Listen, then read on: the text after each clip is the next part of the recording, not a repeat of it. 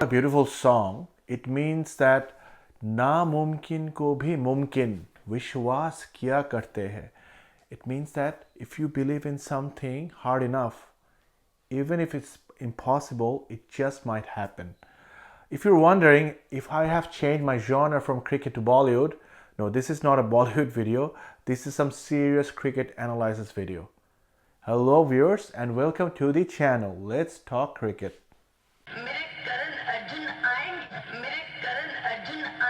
Okay, got the message. Let's cut to the chase. We got our two semi-finalists from Group 2. Group champion South Africa, runner-up England. Congratulations to both the teams. Now we are yet to finalize the two semi-finalists from Group 1. Yes, India are favorites to be the group champions. But do you know there are possibilities that India might not only be group runner-up, but there's a possibility, very slight possibility, that India might not qualify at all. And there's also a mathematical calculation which says Bangladesh can also qualify for the semi-final. Yes, so I will try to make it simpler. I know it is very complicated when you look at the table, the run rate 2.42 minus 0.65. It all doesn't make sense. But here, what actual the situation is. So far that what the teams have played, India, let's say, are plus 97 runs. They beat Bangladesh by 50 runs. They beat Afghanistan by 47 runs. That's 97 runs. So India are on plus 97. Then Australia, they are in plus 9. Afghanistan, they are minus 26. And Bangladesh, let's say, they're minus 100. So that's where in terms of run rate, all the four teams are. India obviously winning the two matches, 4 points. Australia, Afghanistan 2 points each. Bangladesh yet to register a win, which makes Bangladesh still on 0 points. Okay, so first Team India, what India need to do? If India wins the game, they qualify as group champions. Even if India lose the match, they can still qualify as group champions. But if Australia beat India by 45 runs, India's run rate becomes below Australia's run rate, because remember India were plus 97. So if you minus 45 from 97, it's 52.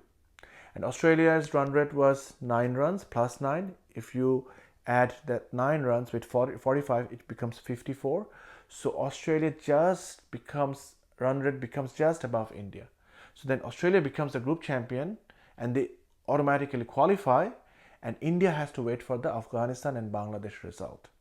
Now say that happens, right? And India are stuck in that run rate plus 52. Say, to make things interesting, Australia beat India by 50 runs. And this is possible. How? Batting first, Australia scores 200. Isn't that not possible? Yes, of course. And with Australia's bowling, they restrict India to 150. Couple of quick wickets or 4 quick wickets within 50 runs. And India will struggle to go to 150. Right? So if that happens, then we have India's run rate in like somewhere plus 40 runs. Afghanistan are minus 20. So Afghanistan has to beat Bangladesh by a margin of 70 runs. It's difficult, it seems like, but if Afghanistan are chasing and Bangladesh say they are all out in 90 runs, and Afghanistan chase that total in a quick time, like 12 overs or something, so that gives Afghanistan a victory margin of 70 runs, which will totally put India out of the World Cup. Australia and Afghanistan will qualify, but this is a very unlikely scenario. I think in a worst case scenario, India will qualify, but qualify as group runner-up. And I don't see that happening. India eventually will qualify as the group champions. Australia has to win this game. If Australia loses this game and Afghanistan beat Bangladesh even by 1 run, Afghanistan qualify. Afghanistan goes through. So Australia cannot take that chance.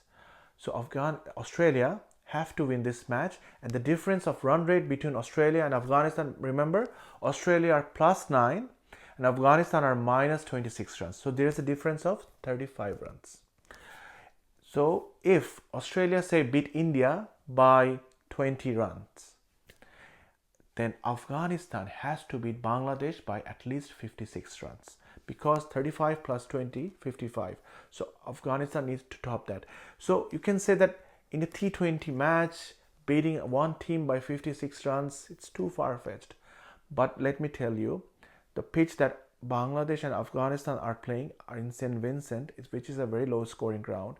If Bangladesh bat first and get out cheaply, and Afghanistan know that they have to chase 100 runs in 12 overs or something, anything is possible. So yes, Australia need to beat India, and they need to beat India by as bigger margin as possible to make them feel safe from Afghanistan, because Afghanistan Bangladesh match is the last match, and going into the match Afghanistan will exactly know what to do, and knowing India will put their wholehearted effort to knock Australia out, because this Australia might face India in the finals if they are not eliminated. And when India v Australia in final, we know what happens. We know what happened in the World Test Championship. We know what happened in the 50 over World Cup final. So India don't want to be facing Australia in the final. So I think, yeah, this is a great opportunity for India to knock out Australia from the World Cup totally, so that at least they don't have to face Australia in the finals, should they reach the final. Coming to Afghanistan, of course Afghanistan will be helping the brothers. India will beat Australia, so that the task for Afghanistan is very easy. Just beat Bangladesh and you qualify for the semi-finals. If at the beginning of the tournament it was given to Afghanistan that beat Bangladesh, you go to semi-finals, 100% they would have taken it, right? And the pitch is also favorable for Afghanistan bowling attack. So that is that scenario. But what if Australia wins, or Australia wins by a huge margin? Then it gets difficult for Afghanistan. If Australia beats India with a margin of 30-40 runs, then you have to beat Bangladesh with a margin of 60-65 runs. And if Australia went on to beat India more than 45 runs, then Afghanistan's target will not be Australia anymore. Afghanistan's target will be to surpass India's run rate, who will be in the second position should that happen. So in that case, it gets really difficult. And if Afghanistan loses the toss and they are sent to bat, then game over. Batting first in that pitch, you won't be able to beat any team by that bigger margin, because you will be scoring 130-40 anyways. It's only possible when you're chasing. Coming to Bangladesh, this is very embarrassing, right? But I'm still gonna say this. Bangladesh's run rate are -100.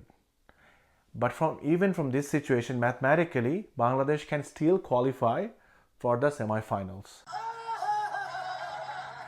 So here's how this is possible. So Bangladesh's run rate is -100 and Afghanistan's run rate is -26. So there's a difference of 74 runs. So if Bangladesh beat Afghanistan by 38 runs or more, Bangladesh's run rate will go above Afghanistan, because 38 minus 100 is 62, -62, and -26, which is Afghanistan's current run rate. If you do -38, it goes below -62.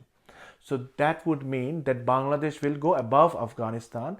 Afghanistan beat Australia, they got 2 points. Bangladesh beat Afghanistan, they got 2 points. But Bangladesh are ahead of Afghanistan because of, if Bangladesh beat them by 38 runs. And it's possible if Bangladesh are chasing. Now, what happens to Australia then? So India v Australia. If Australia wins, they go to 4 points. Bangladesh are knocked out immediately. So after tonight's match, if Australia wins, Bangladesh are knocked out immediately. But if India wins, and India wins handsomely against Australia, and what's the margin that they need? India beat Australia by 50 runs. How is it possible? So if India bat first, can they not score 200? Right? It's possible, right? And if Australia are batting second, cannot India's bowlers restrict Australia to 150 runs? Right? If that happens, if Bangladesh beat Afghanistan by 38 runs, and if Australia loses to India by that margin, then Bangladesh are into the semi-finals, right? I know that you are thinking, where do I get courage to say, you show or even to think about these stats, right? So, yesterday I was watching this old movie. So this old lady, her both son gets killed by this very bad guy, Durjan Singh, right? Because he wants property.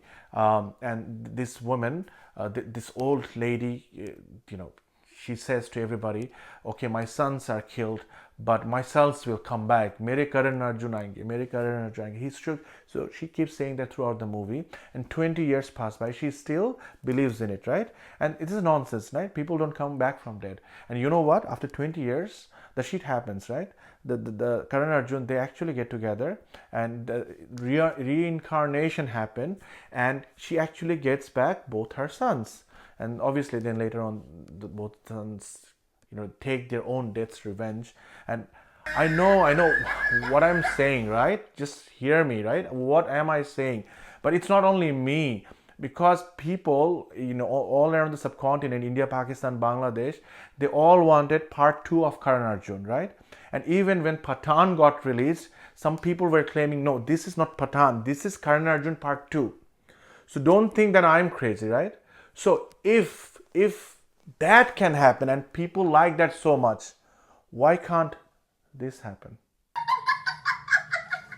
It's getting pretty late hours here in Sydney. Yeah, I should stop talking now. But what's the harm of believing, right?